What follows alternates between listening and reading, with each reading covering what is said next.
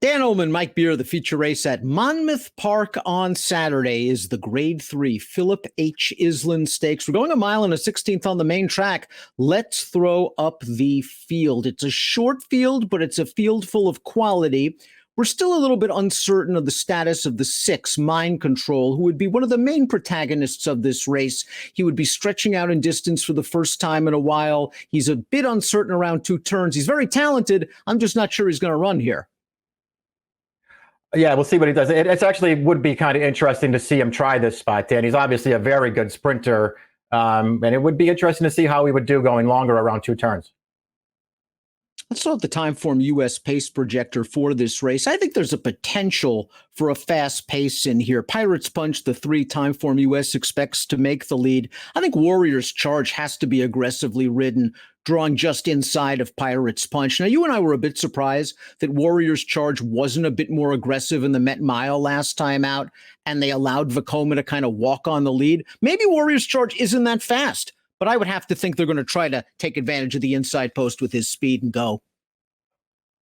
Yeah, Warriors Charge is that fast, and I think they will send him this time. I mean, I don't know what they could have possibly been thinking in the Met Mile last time to ride him like that, but it didn't work out.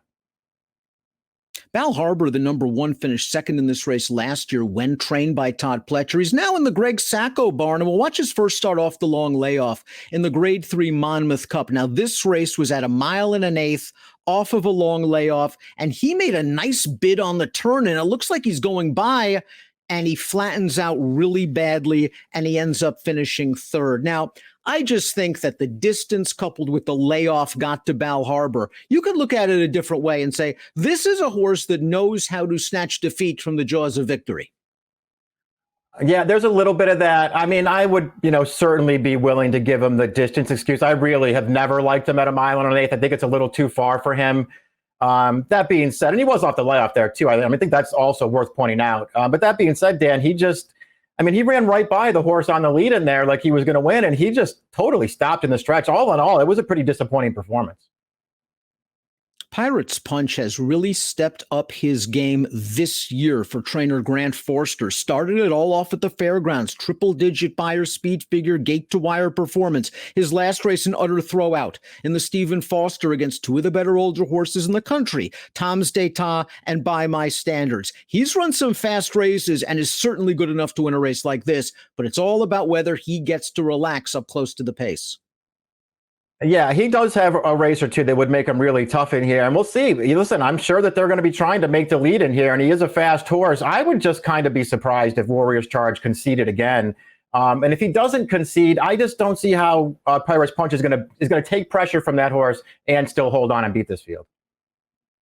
Sort of a breakout performance for Wait For It last time out. Let's watch that race at Delaware Park. It was his first race off a little bit of a break. It was against certainly weaker competition, but he sat close to the pace. He's taken this thing over, and he's going to go on to win with a 97 buyer speed figure. Now, that buyer speed figure puts him in the mix in a race like this, and he's the kind of horse that's tactical as well. He doesn't need to be prompting the pace. He could sit just off horses like Pirates Punch and Warriors Charge if need be. He's a little bit interesting. Yeah, he can get the right trip in this race. I think that makes him very interesting. I mean, obviously, he's very consistent. He's a very tactical horse. He just tends to show up and do his job and run his race every time. I thought this race was a little tough for him, but listen, he's certainly not out of it. Just Whistle is the kind of horse that really is hoping that the 2 and the 3 engage in pace warfare, because he's a 1-run closer that would really appreciate a setup. And the Monmouth Cup last time out didn't really get that setup. Global Campaign pretty much took that field on the lead. In the Suburban 2 starts back, he had no shot. On his best day, I think he actually wants a little bit more distance than this, but he can come with a run. I'm not sure the Monmouth track, though, flatters him.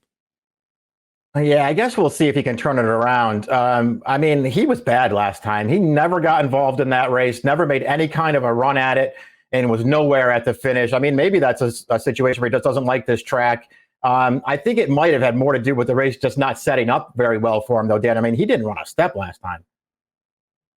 Mind Control completes the field. Let's watch his race in the Alfred G. Vanderbilt. I don't blame what Johnny Velasquez did. There was zero pace, and you've got the best 6-furlong horse in the country, Volatile, just walking on the lead. Mind Control tried to stay within closest attendance and just couldn't kick home with that really talented horse. This was a fine performance for Mind Control. It shows that he can still run. The question is he really a two-turn horse if he runs in this race? Something tells me that Sacco also has the horse down on the inside, Bal Harbor. I think they might wait for another spot.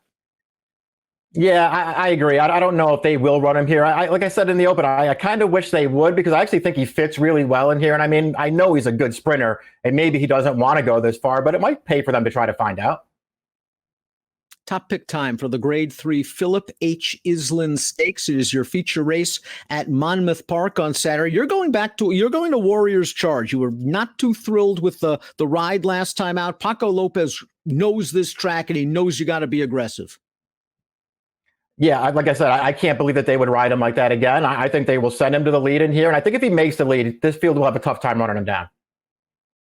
I think Pirates Punch is going to at least try to keep him company early, and it could set things up for a horse like Bal Harbor, who has the tactical speed to stay close. I want to give him one more chance, turning back in distance with that last race under his belt. 2, 1, 6, and 3 for Mike. 1, 2, 6, and 4 for me. It's the Grade 3 Iselin, race 5 at Monmouth Park on Saturday. Approximate post 2:29 Eastern. Good luck.